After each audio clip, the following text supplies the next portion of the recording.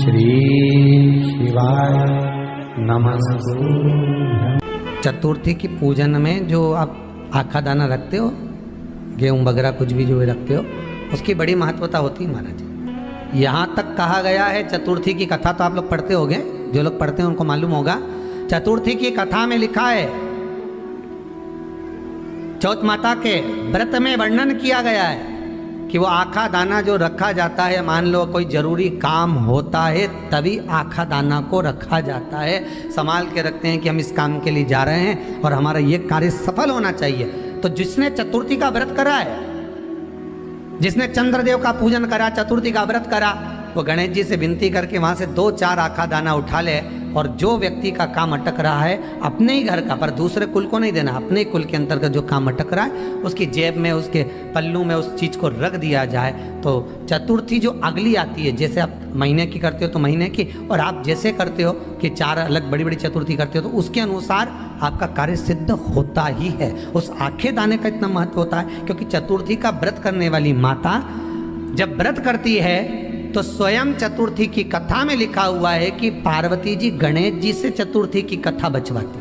तो चतुर्थी की कथा जब होती है तो उसको स्वयं गणेश जी बाच रहे हैं। तो व्रत कौन सुन रही है? माता पार्वती। और आपने जो आखा दाना लिया वो गणेश जी के भाव से लिया, गणेश जी से निवेदन करके, विनय करके, प्रार्थना कर उसको प्राप्त किया। तो जिनकी यहाँ संपदा की कमी होती है, वैभव की कमी होती है, लक्ष्मी की कमी होती है, प्रतिष्ठा की कमी होती है, धन की कमी होती है, उसके लिए बुधवार के दिन अगर शंकर पर 1 लोटा पानी चढ़ाया जाता है तो जिन लड़कियों का विवाह नहीं हो रहा, जिन बच्चों का विवाह नहीं हो रहा, उन बच्चों के भी विवाह हो जाते हैं। हमारा वृद्धि से मतलब होता है जिस कन्या या वर का विवाह नहीं होता, 40 साल हो गए या 30 साल हो गए, या जब 28 के बाद में लड़का लड़की क्रॉस हो जाए कि 29 में, 30 में, 32 में, 34 में, 40 तक पहुंच गए और विवाह नहीं हो रहा है, तब बेलपत्री के जो पेड़ होता है, वृक्ष होता है, उस वृक्ष की जो डाली होती है, उस डाली के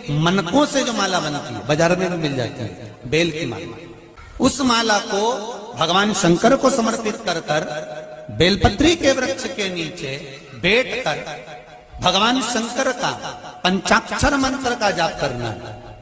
कौन सा मंत्र है?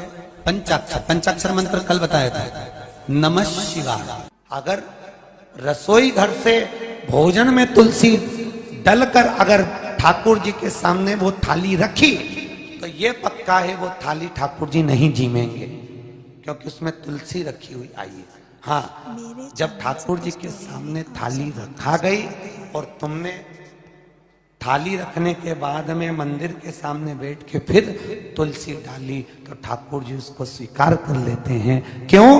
क्योंकि 33 करोड़ देवी देवता एक जगह पर विराजमान हैं। जब हम थाली रखते हैं, प्रथम देव उस भाग को ग्रहण कर ले। जब तक तुलसी डालते हैं, प्रथम देव अपनी दृष्टि हटा लेते हैं। समय होता है, एक टाइम होता है, एक पल होता है, एक घड़ी होती है कि गणेश जी महाराज हमारे घर में आ गए। गणेश जी की सबसे पहली जो आरती हो, उस आरती के समय पर अगर धूप बत्ती जलाई जाए या गोबरी को जलाकर उसमें गूगल छोड़ी जाए और गूगल छोड़ने के बाद गणेश जी का नाम ध्रुम वर्ण कह दिया जाए तो गणेश जी को तुम्हारे घर की पूजा स्वीकार करना पड़ती है। बस वो समय हम जानते, हम तो बस उतना जानते हैं कि शिव महापुराण में लिखा और मुद्गल पुराण में लिखा, गणेश पुराण में लिखा, गणेश जी का एक नाम होता है ध्रुम वर्ण। क्या नाम है?